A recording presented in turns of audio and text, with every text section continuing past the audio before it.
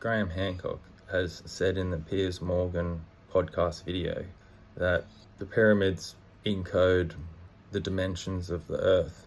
I believe he was presenting this in a misleading way for the actual reality of the situation, and I believe he's actually sincerely believing there's some sort of significance with this pyramid geometry. It seems to me that the general people, when they are hearing this, they are going to think that these Egyptians either had a very, very, very unlikely scenario of randomly encoding the dimensions of the Earth, or they had some alien friends or divine friends with some knowledge of how large or what sort of size or shape the Earth was. But then you have to ask yourself, why, when you take the height of the Great Pyramid and multiply by a particular number, which is not an insignificant number, it's a number that has geological significance.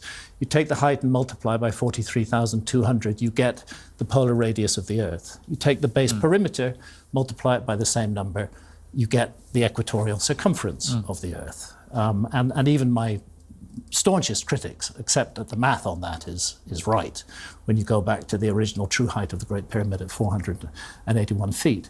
Now the question is it encoding the dimensions of the Earth by accident, or is it a deliberate and intentional thing to do?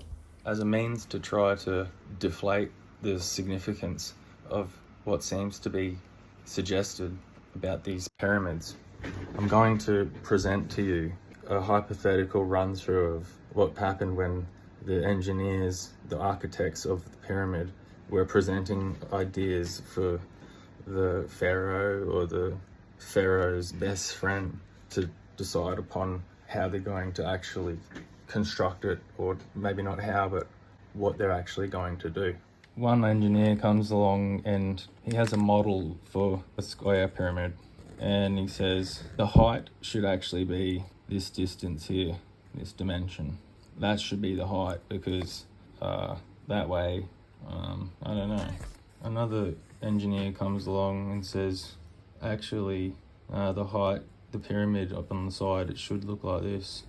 But then that gets rubbished because it's too hard to build and ridiculous and not really a formidable structure at the end of the day with what we can do.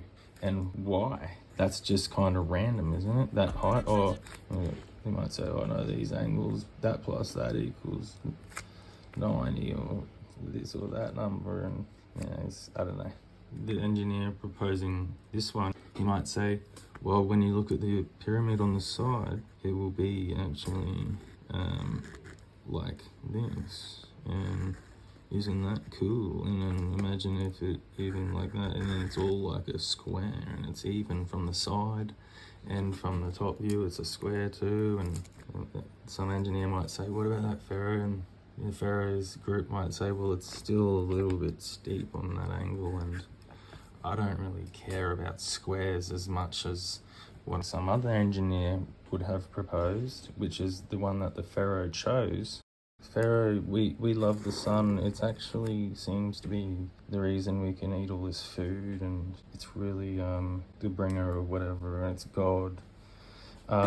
Pharaoh, how about we make the height of the pyramid this here, and we make the perimeter this here, but we'll make it a square, because that way we can actually build it. And Pharaoh, this way, this here, Pharaoh, imagine that. This is how high it's going to be.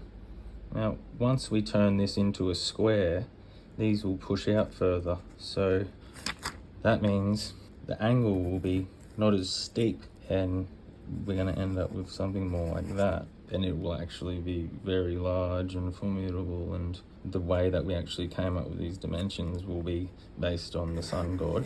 Because if we took it back to the sun god, it would actually be a perfect like this. It would be, you'd be able to do a circle in all the different ways. Look, we'll be able to build a giant structure. It'll be huge, and the dimensions will be sacred. They'll be in line with the biggest gods we can see in the sky. And it just so happened to be that our Earth is this shape. And Graham Hancock is saying, hey, these guys somehow did something, some process occurred where they ended up with a pyramid like this, and if you measure the base of that, it's actually 43,000 times smaller than the circumference of the Earth. And if you measure the height of it, it's actually, and if you measure the height of it, and if you measure the height of it, and if you 43,000 times shorter than the radius of the Earth. He doesn't say this, but it's actually just like a circle and a radius. The radius is the height and the circle is the perimeter. And it just so happens to be on a scale of 43,000 times smaller than the Earth's circle. And what he's saying is it's encoding the dimensions of the Earth because the Earth is a sphere. To be fair, it's actually not the only reason he's saying this is significant. Oriented to true north, and at the same time encoding the dimensions of the Earth on a scale of 1 to 43,200. Why is that important? It's important because there is an obscure astronomical phenomenon called precession. It's a wobble on the axis of the Earth. The Earth is our viewing platform from which we observe the stars, and because of this wobble, the stars change their positions very, very slowly at the rate of 1 degree every 72 years. These are called precessional numbers. There are a series of numbers built into ancient mythology. There were 72 conspirators in the murder of the god Osiris, for example. What we're looking at is a multiple of the number 72.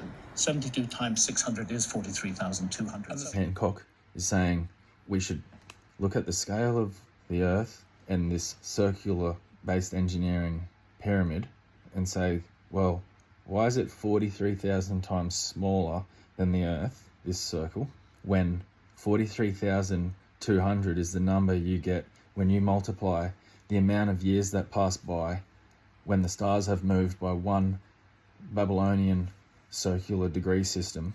When you multiply that by 600, just 600 because just 600, you get the scale at which the Earth is represented in these pyramids by having a circle-based system of engineering.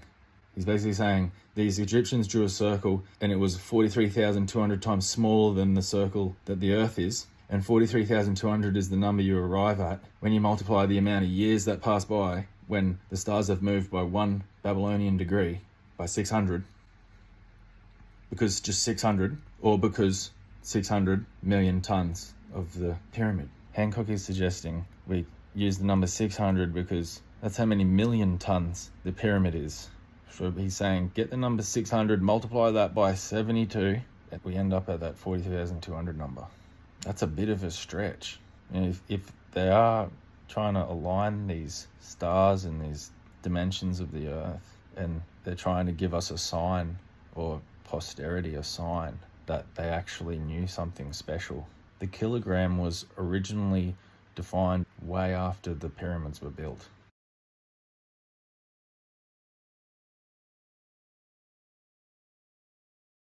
Did these Egyptians think that we were eventually going to come up with a system that estimated the pyramid to be 600 million tons, and then we're going to multiply the number of million tons that we estimate by the amount of years that pass by the time we record 1 degree of a change in stars in our system of circular measurement? That's quite a stretch. When they're pulling off something so amazing as building these things and knowing how big the Earth is, surely they could do better than that. Graham's resting on this idea that we ought to multiply 600, because that's how many million tons we've estimated the pyramid to be in our recently invented system of measurements, and multiply that by 72, because that's how many years pass by when we declare a degree's gone by. We ended up at 42,200. It sounds a bit nutty. Okay, I actually got some figures wrong just before. The pyramid's not 600 million tons heavy, it's just 6 million tons. So that makes it even harder for Hancock's case of significance to extract the number 600 and do something with it to end up with another number for significance. He's pulling the number 600 from this idea that the pyramid weighs estimated 6 million tons. This monument speaks to the Earth. And the significance of The significance